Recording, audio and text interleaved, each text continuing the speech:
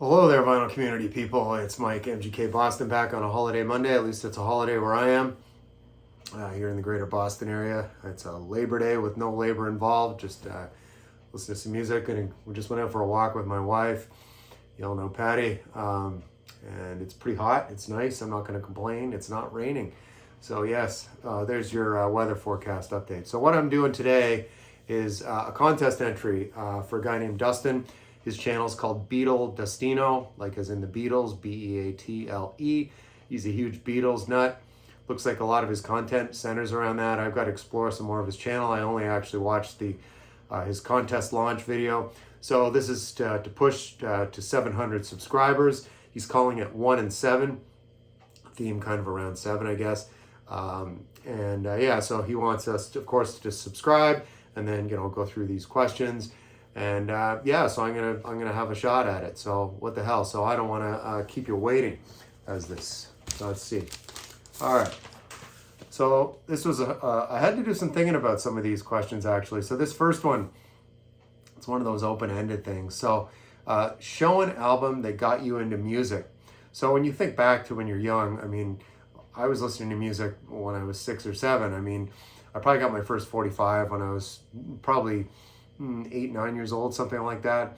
But my parents always had music playing in the background. But like I said, my parents were older, so it was big band and orchestra and jazz for the most part. So then later on, of course, like most kids at the time in the mid to late 70s, I bought a Kiss album. I had a couple of Journey albums.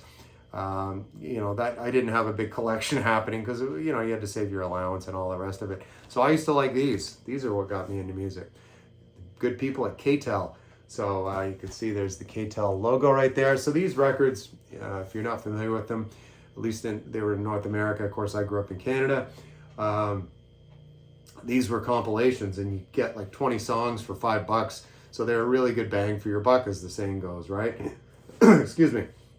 So this one here from 1980, Canadian pressing here from Mississauga, Ontario. You can see there, and look at all those songs there for $5, and it's pure rock. It's pure rock, nothing less. So you got Carry On Wayward Son, Kansas, Dream On, Aerosmith, Don't Look Back, Boston, All Supply the Love, Toto, Jungle Love, Steve Miller Band, and on it goes. Even round things out here with Closer to the Heart, speaking of Canada, and Rush right there. So yeah, I say got me into music because this was, you could hear a lot of bands for a low price.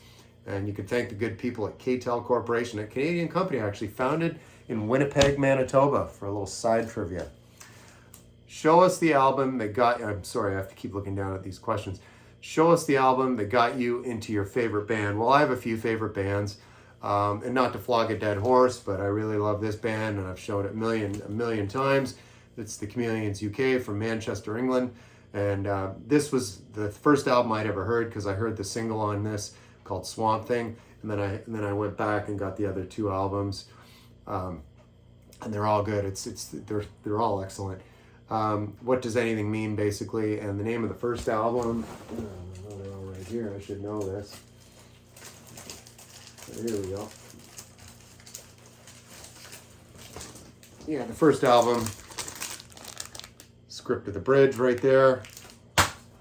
Second album, What Does Anything Mean, basically. And of course, like I said, this was the first one, purchased at the late great Record Peddler. I don't know if the Record Peddler's still around. Brian over at the Embryonic Robot might be able to chime in and let me know. But you can see this was an import I would have bought back when this came out in 1986 for $12.98.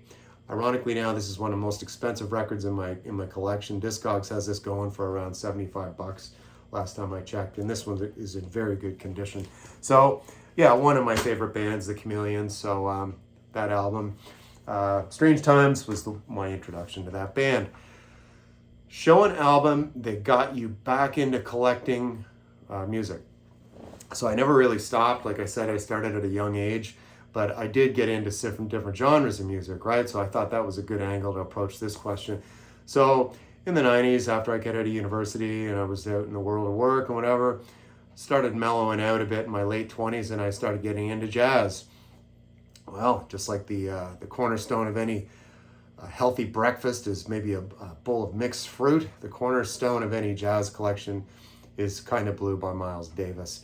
So of course this is a CD reissue. This is the first actual jazz album I bought, and at that time I was only buying CDs again all through the 90s, so this is what you get. And of course this is Kind of Blue. It's a classic. Again, it's one of those, I can't say anything more about it that others haven't already said, but it's pretty essential if you're going to start getting into some jazz. This is definitely a good way to go. Hold on, the cat's getting a little wild here. Golden, come on, bud. Yeah. Cats, they just don't give a damn. I roll out the red carpet and he doesn't even come in. So again, just on the liner notes on here. So the personnel, you had Julian Adderley on alto sax, John Coltrane, of course, on saxophone, Win Kelly on piano, Bill Evans on piano, Paul Chambers on bass, and James Cobb on drums. What a lineup. So again, an album that got you back into collecting. Well, it got me into collecting jazz. Say hi to Dustin. We're entering his contest, Colton. All right. So show an album that is, show a box set that blew you away. So I'm going to say this one by Keith Jarrett. It's just Keith Jarrett solo in Bremen, Germany, and Lausanne, Switzerland. This is a triple record set, of course, on the ECM label. Nothing really fancy. Very minimalist, like Keith Jarrett is as a player. So nothing crazy. You can see here's the it's the ECM logo, and it's just, you can see there, solo concerts. So this was around the time where he did the double out live album in Cologne, Germany. He was living over there for a while, and he had his European quintet, I can't remember which. But yeah, it's Keith Jarrett, and that's a box set that blew me away. Blew me away. That's a little dramatic. Show an album by your favorite artist that is really underappreciated, disrespected, or underrated. Well, again, I think they did pretty well. They weren't crying about a lack of sales on this one, but this is U2, and this is their 8th studio release from 1993. And I actually saw the tour prior to this, Achtung Baby, and then I saw them again in 2001 in Montreal. That I had checked out on YouTube by that point in 01, but a friend of mine had a spare ticket, so I went. This was probably the last, in fact, this is the last U2 album that I bought. I was huge into these guys in the 80s, followed them every time an album came out. I was there the day it was released to buy it. I was a huge fan, but again, I checked out after this one. I don't know who the producer was on this one, but it definitely took things in a different direction. The album after this one, called Pop, I did not buy. Like I said, this was the final one for me. But there's some really great moments on here. The title track is really good, Zeropa. Some Days Are Better Than Others. Stay Far Away So Close. And Lemon is really cool. There's a really cool music video for Lemon too. It's just not standard U2, but it doesn't make it terrible. But it's I would say this is an underrated or underappreciated. All right, so what do we got next? Show an album gifted to you of an artist you never heard of, never thought you'd listen to. Well, any times I get gifts from friends, music related, they usually know what I like. So it's just they've never given me a gift of something I haven't heard before. Because not saying I've heard of everything, but I just wanted to show a couple of great things that I got recently in the past year. My friend Steve over at All the World's a Stage. Please go over and check out his channel. One of the most generous people in the vinyl community that I've come across, certainly. And I count Steve as a friend. We talk outside of YouTube now. And yeah, if we lived closer, we'd probably be having a beer this afternoon in the sunshine in the backyard here. But we're not doing that because he's over in Chicagoland and I'm in Boston. But someday that'll happen. So this is Rory Gallagher, triple set from the Irish tour. Bunch of different venues. I just got this from Steve a couple of weeks ago. It's really awesome. It's called Check Shirt Wizard. So yeah, it's a triple record set. And then another one I got from Steve probably about 5 or 6 months ago, this reissue on Impulse. It's John Coltrane, who I just mentioned, who played with Miles Davis. Beautiful gatefold on that one right there. And there you go, it's a Love Supreme. And that's John Coltrane. So that's 2 records I got gifted to me, but I actually knew the artist, so that was my angle on that question, Dustin. Hope that's okay. And a live album of an artist you've seen more than once or the most in concert. Yeah, so how about a DVD? Ironically, I've seen the Allman Brothers 5 times. I saw them 3 times in Toronto and twice in Massachusetts. And I saw them actually at this venue both times in 2005 and 2006 after we had relocated to the greater Boston area from Ontario. And yeah, so this was the Great Woods. It's called something else now. It's some corporate name. I don't know what it is. I haven't been out there in years. I haven't been out there since 2006 actually, when I saw this show. Not this show, but this is from the '91 tour. Shades of Two World Tour rolled into the Massachusetts venue Great Woods. What started as a video recording of a few songs for the Japanese television program Full Moon Show evolved into an hour-long feature broadcast, which is this DVD. And again, live at Great Woods, Mansfield, Mass. That's out toward Gillette Stadium on I-95 south toward Rhode Island from Boston. If you ever find yourself here and want to go to a concert. So this is a really nice set. You can see there's the track listing on the back. Really, really excellent. There's the boys right there. So yeah, band I saw the most times right there. So, and we got to give a few shout outs here.